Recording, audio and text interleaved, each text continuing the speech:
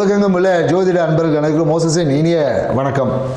So இன்றைக்கி இந்த மாதம் பார்த்திங்கன்னா பங்குனி மாத பலன்கள் தான் பார்க்க போகிறோம். ஏன்னா அந்த பங்குனி மாதம் அப்படின்னாவே பார்த்திங்கன்னா அந்த வசந்த காலத்தின் தொடக்கம். ஸோ அப்போ அந்த வசந்த காலம்னாவே பார்த்திங்கன்னா சுப நிகழ்வுகளை செய்யக்கூடிய ஒரு காலம் தான். ஏன்னா இந்த காலகட்டத்தில் பார்த்திங்கன்னா நிறைய மலர்கள் எல்லாமே மலர்ந்து கனி உருவாகக்கூடிய ஒரு காலம். அப்போ எப்படின்னா இந்த மாதம் வசந்த காலத்தின் தொடக்கம்னா நிறைய சுப நிகழ்வுகள் வந்து இந்த மாதம் அதிகமாக நடக்கும். குறிப்பாக பார்த்திங்கன்னா நிறைய இந்த வள்ளி, அதாவது என்னென்னாக்கா முருகன் திருக்கல்யாணம், மேலும் சிவன் பார்வதி கல்யாணம் எல்லாமே இந்த மாதத்தில் தான் நடந்ததாக சொல்லப்படுது. குறிப்பாக என்னென்னாக்கா இந்த மாதத்தில் வரக்கூடிய இந்த பங்குனி உத்திரம் பார்த்திங்கன்னா இந்த நாளில் வரக்கூடிய கடவுளுடைய திருமணத்தில் நிறைய பேர் திருமணம் ஆகாதவங்க போய் பங்கேற்று அந்த திருமண நிகழ்வுகள் முடிஞ்சதுக்கப்புறம், சாமிக்கு கல்யாணம் முடிஞ்சதுக்கப்புறம் பார்த்திங்கன்னா ஒரு வெத்தலை பாக்கு தாம்பூலம் தரிக்கணும். ஒரு வெத்தலை பாக்கு சுண்ணாம்பு போட்டு நீங்கள் சாப்பிட்டு வந்தீங்கன்னா திருமணம் தடைகள் எல்லாமே நீங்கக்கூடிய ஒரு மிகப்பெரிய ஒரு பரிகாரம் இந்த விஷயத்தை. திருமணத்துக்காக காத்திருக்கவங்க, திருமணம் நடக்கலை, கிரக தோஷம் அந்த தோஷம் ஏதாவது சொல்லிட்டு இருப்பாங்க இல்லையா, ஸோ அது எல்லாமே நீங்கி திருமணத்திற்கான ஒரு வாய்ப்புகளை இந்த பங்குனி உத்திரம் உங்கள் வாழ்க்கையில் ஏற்படுத்தி கொடுக்கும் என்ற ஒரு தகவலுடன் இந்த பங்குனி மாதம் கிரக நகர்வுகளுக்கு ஏற்ற மாதிரி என்ன மாதிரி பலன்கள் இருக்குன்றது 12 ராசிக்கும் நம்ம ஒவ்வொரு ராசியை பார்க்கலாம். வாங்க வீடியோ கொடுக்கலாம். துலா ராசி அன்பர்களுக்கு இந்த பங்குனி மாதம் என்ன மாதிரியான நற்பலன் கொடுக்க போதும்னா, இந்த பங்குனி மாதம் பார்த்தீங்கன்னா ராசி அதிபதியான சுக்கிர பகவான் பார்த்தீங்கன்னா மீனத்தில் சஞ்சரிக்கிறார். ஸோ அப்போ மீன ராசி என்பது கடற்கரை ஒட்டிய ராசின்னு அப்படின்னு சொல்லுவாங்க. ஸோ அப்போ என்னன்னாக்கா இந்த காலகட்டத்தில் நிறைய பேர் கடற்கரையை ஒட்டிய இடங்களுக்கு பயணம் செய்வதற்கான வாய்ப்புகள் என்பது இருக்குது. நிறைய பேர் கல்யாணம் நடக்கணும்னா கூட பார்த்தீங்கன்னா பீச் ஓரமாக தான் இந்த காலகட்டத்தில் கல்யாணம் நடக்கும். இல்லை சுப நிகழ்ச்சி எதாவது பண்ணோன்னா அந்த பீச் ஓரமாக இருக்கக்கூடிய இடங்களில் தான் பார்த்தீங்கன்னா அந்த சுப நிகழ்ச்சியெல்லாம் பண்ணுவோம். இப்போ பார்த்தீங்கன்னா ஈசிஆரில் ஒரு கல்யாணம் வைக்கலாம் அப்படின்வாங்க. இல்லை கடற்கரை ஒட்டிய நகரங்கள், இல்லை ஆற்றோரம், இந்த மாதிரி இருக்க கோயில்களில் தான் திருமண நிகழ்வு நிறைய பேர் இந்த காலகட்டத்தில் பண்ணுறதுக்கான வாய்ப்பு இருக்குது. இல்லை நிறைய பேர் அந்த மாதிரி இருக்கக்கூடிய இடங்களில் தான் பார்த்திங்கன்னா அந்த சுப நிகழ்வு. ஏன்னா இந்த மாதம் பங்குனி மாதம் பார்த்திங்கன்னா நிறைய தெய்வத்தோட கல்யாணங்கள்லாம் பங்குனி உத்திரம் சொல்லுவோம் இல்லையா, முருகனுக்கும் தெய்வனுக்கும் நடந்த திருமணமாக இருந்தாலும் சரி, சிவபெருமானுக்கும் பார்வதி தேவிக்கு நடந்த திருமணமாக இருந்தாலும் சரி. ஸோ இந்த நிகழ்வுகள் எல்லாரும் பங்கேற்கக்கூடிய இடங்கள்லாம் பார்த்திங்கன்னா துளாராசிக்காரங்க பெரும்பாலும் பார்த்திங்கன்னா அந்த கடற்கரையை ஒட்டிய இடங்களில் தான், அந்த கோயில்களில் தான் போவதற்கான வாய்ப்புகள் வந்து அதிகமாக இருக்குதுன்னு சொல்ல முடியும். ஸோ மேலும் இந்த காலகட்டத்தில் பார்த்திங்கன்னா இப்போ இவங்களுடைய வருமானம் பார்த்திங்கன்னா நிறைய பேர் வீட்டின் மூலியமாக வருமானம் கிடைக்க வாய்ப்பு இருக்குது. இல்லை நிறைய பேர் வாகனத்தை கொடுத்துட்டு அதன் மூலியமாக வருமானம், பழைய வண்டியை கொடுத்துட்டு வருமானம் கிடைக்கும். நிறைய பேர் இந்த காலத்தில் வீடு பார்த்திங்கன்னா வாடகை விட்டு அதன் மூலயமா வருமானம் கிடைப்பதற்கான சாத்தியக்கூறுகள் இருக்குதுன்னு சொல்ல முடியாது. மேலும் என்னென்னாக்கா கூட அந்த ஃப்ரெண்ட்ஸோடு சேர்ந்து ஏதோ ஒரு ஆன்மீக பயணம் செய்வதற்கான வாய்ப்பு இல்லை. கூட இருக்கக்கூடிய பார்த்திங்கன்னா இப்போ ஒரு அப்பார்ட்மெண்ட்டில் இருக்கீங்கன்னா கூட இருக்கிற நெய்பர்கிட்ட சொல்லுவாங்க, சுற்றத்துடன் சேர்ந்து ஏதோ ஒரு ஆன்மீக பயணம் இல்லை ஆன்மீக திருக்கோயில் செல்வதற்கான வாய்ப்புகள் இருக்குது. குறிப்பாக நிறைய பேர் இந்த காலத்தில் பெருமாள் கோயில் போவதற்கு அதிகமான சாத்திய, ஊருக்கு நடுவுக்கு ஏதோ ஒரு பெருமாள் கோயில் அந்த மாதிரியான இடங்களுக்கு செல்வது, பத்மாபிஷேகத்தில் திருவனந்தபுரத்தில் பத்மாபிஷேகத்தில் இந்த மாதிரியான இடங்களுக்கு போகிறது நிறைய பேர் பார்த்திங்கன்னா பிளான் பண்ணுவாங்கன்னு சொல்லலாம். அதே போல் வீட்டுக்காக எடுத்த முயற்சிகள், வாகனம் சார்ந்த முயற்சியில் பார்த்திங்கன்னா சிறு தடைகள் வந்துட்டு அதுக்கப்புறமா சரியாமல் சரி. நிறைய பேர் இந்த காலகட்டத்தில் வாகனத்தை சர்வீஸ் விடுவாங்க. சர்வீஸ் விடனா கூட தயவுசெய்து வாகனத்தை சர்வீஸ் விடுவாங்க. ஏன்னா அதுக்கப்புறம் அது பெரிய செலவாக வச்சிடும். ஏன்னா வாகனத்தில் பார்த்திங்கன்னா குறிப்பாக இந்த காலத்தில் நிறைய பேர் இந்த பேட்டரி மாற்றுறது, டயர் மாற்றுறது, இந்த மாதிரி டயரில் பிரச்சனை, பேட்டரி இஷ்யூஸ், இந்த மாதிரி நிறைய விஷயங்கள் இந்த காலகட்டத்தில் வருமானம் வரும். அதே போல் என்னென்னாக்கா மனம் பார்த்திங்கன்னா எப்போதும் அம்மாவை பற்றின சிந்தனை இந்த காலகட்டத்தில் அதிகமாக இருக்குன்னு சொல்ல முடியும். மேலும் என்னக்கா அப்பாவுடைய சொத்து சார்ந்த விஷயங்கள் பார்த்திங்கன்னா நிறைய துளாராசிக்காரங்க யோசிச்சுட்ருப்பாங்க.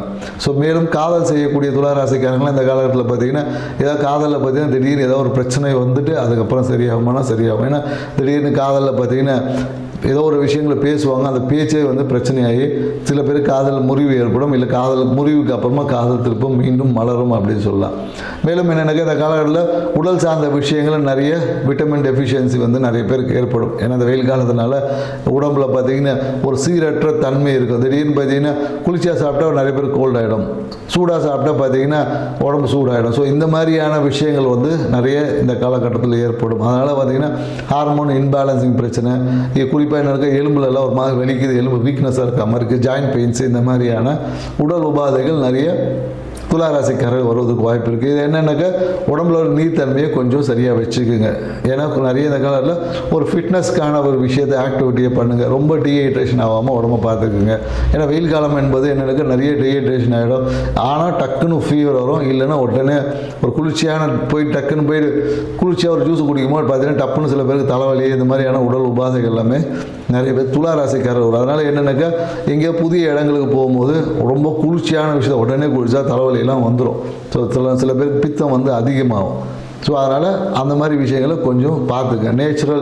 நேச்சுரலாக ஜூஸ் குடிக்குது, இளநீ குடிக்குது, இந்த மாதிரியான விஷயங்கள் செய்வது வழியாக உங்கள் நோய் தன்மையை சரியாக்க முடியும்.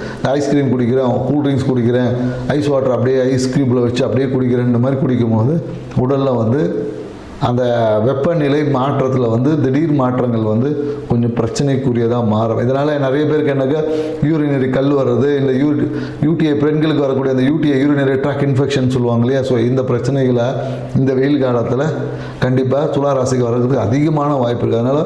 அதனால தான் இதை நம்ம ஸ்பெசிஃபிக்காக உங்களுக்கு சொல்கிறோம். மேலும் என்னென்னாக்கா இந்த காலத்தில் அண்ணன் அக்கான்ற உறவுகள் வந்து ஏதாவது ஒரு பொருளாதார உதவி கேட்டு கொஞ்சம் டார்ச்சர் பண்ணுவாங்க. ஏதாவது பொருளாதாரம் நீ அண்ணன் யாராவது கூப்பிட்டா கூட எப்போ எனக்கு கொஞ்சம் காசு வேணும், கொஞ்சம் ஹெல்ப் பண்ணு அப்படின்னு சொல்லி உங்களுக்கு பொருளாதார உதவி கேட்கறதுக்கான வாய்ப்புகள் இருக்குது. சில பேர் இவங்களுக்கே போகிறதுன்னா சில பேர் தேவையற்ற சும்மானாலும் போயிட்டு ஒரு கடன் வாங்கி வச்சுப்போம். கிரெடிட் கார்டில் வந்து ஒரு லோன் கொடுக்குறேன், டாப்அப் கொடுக்குறேன்னு சொல்லி தேவையற்ற ஒரு கடன் வாங்கக்கூடிய ஒரு சூழலும் இருக்குது. கடன் வாங்க தேவை இருக்காது, ஆனாலும் பார்த்தீங்கன்னா கொடுக்குறானேன்னு வாங்கி வச்சுக்கக்கூடிய அந்த வாய்ப்புகள் என்பது இருக்குது. ஸோ அதனால் கடன் வாங்கும் போது அந்த கடன் உங்களுக்கு தேவையா தேவை இல்லையா என்பதை கொஞ்சம் தீர்மானித்து வாங்குங்க. ஏன்னா இன்றைக்கி வாங்கக்கூடிய கடன் பார்த்தீங்கன்னா நாளைக்கு நீங்கள் தான் கட்ட போகிறீங்க. ஸோ கட்டும் போது ஏன்னா வாங்கும் போது எல்லாருக்கும் இனிப்பாக இருக்கும், கட்டும் போது பார்த்தீங்கன்னா குழம்பிக்கிட்டே கட்டிகிட்டு இருப்பாங்க. ஸோ பெரும்பாலும் பார்த்தீங்கன்னா துளாராசிகள் அடுத்தவங்க அட்வைஸ் சொல்வதில் பார்த்தீங்கன்னா இவங்களை மிஞ்ச முடியாது. ஏன்னா அவ்வளோ அட்வைஸு அனுபவத்தின் மொழியாக சொல்லுவாங்க. ஆனால் இவங்களோட சுய முடிவுகள் எடுக்கும்போது பார்த்தீங்கன்னா நிறைய தடுமாற்றங்கள் இருக்கும். நிறைய சில விஷயங்கள் எப்பொழுதும் பார்த்தீங்கன்னா நிறைய சீக்ரெட்டை உள்ளுக்குள்ளே வச்சுட்டு இருக்கக்கூடிய ஒரு ராசி பார்த்தீங்கன்னா துளாராசியும் ஒன்று அப்படின்னு சொல்லலாம். ஏன்னா இவங்க பண்ணக்கூடிய எல்லா அந்த மறைமுக விஷயமே இவங்களுக்கு வந்து அதிகப்படியான ஒரு பயத்தையும் ஒரு ஜீரண குறைபாடையும் இந்த காலகட்டத்தில் ஏற்படுத்தி கொடுத்துரும். ஸோ அதனால் பார்த்தீங்கன்னா நிறைய பேருக்கு இந்த சயாட்டிக்கா பெயின் வர்றது புரியுதுங்களா. ஸோ கால் அந்த தொடை பகுதியில் ஏதாவது பிடிப்பு, இந்த சயாட்டிக்கா நர்வ்ஸ் பெயின், முட்டி வெளி இந்த மாதிரியான வருவதற்கு உங்கள் மனசில் இருக்கக்கூடிய ஒரு அழுத்தமான சூழல் தான் காரணம் என்பதையும் துளாராசிக்காரங்க கொஞ்சம் நினைவில் வச்சுக்கணும். மேலும் என்னென்னாக்கா தொழில் சார்ந்த சிந்தனை பார்த்தீங்கன்னா தொழில் நல்ல ரீதியாக போகும். தொழிலில் எந்த ஒரு தடை தாமதம் எதுவுமே இருக்காது. தொழிலை எதிர்பார்த்த நிறைய விஷயங்கள் வந்து ஜாதகர் தான் தடை பண்ணுவாங்க. ஏன்னா தொழில் வந்து சிறப்பாக இருக்குது, இவங்க தான் வந்து இப்போ வேணாம் அப்புறம் பண்ணிக்கலாம், நல்ல நேரம் பார்த்து பண்ணிக்கலாம், இந்த மாதிரி ஏதாவது ஒரு ரீசன் சொல்லி, ஏன்னா இவங்களுக்கு அந்த முடிவு எடுக்கக்கூடிய திறன் கொஞ்சம் தடுமாற்றமாக இந்த மாதம் இருக்கிறதுனால இவங்களுக்கு எடுக்கக்கூடிய அந்த முயற்சிகளை வந்து தள்ளி போடுவதற்கான வாய்ப்பு. இன்னைக்கு சொல்ல வேணாம், நாளைக்கு பேசிக்கலாம், அடுத்த வாரம் பேசலாம் அப்படின்னு சொல்லி ஏதாவது ஒரு ரீசனை சொல்லி தள்ளி போட்டுக்கிட்டே இருப்பாங்க. மேலும் என்னென்னாக்கா இந்த காலத்தில் அரசியல் சார்ந்த விஷயமா அரசு சார்ந்த விஷயத்தில் இருந்த தடைகள் எல்லாமே நீங்கி ஏதாவது ஒரு அனுகூலமான ஒரு விஷயம் என்பது ஏற்படும்.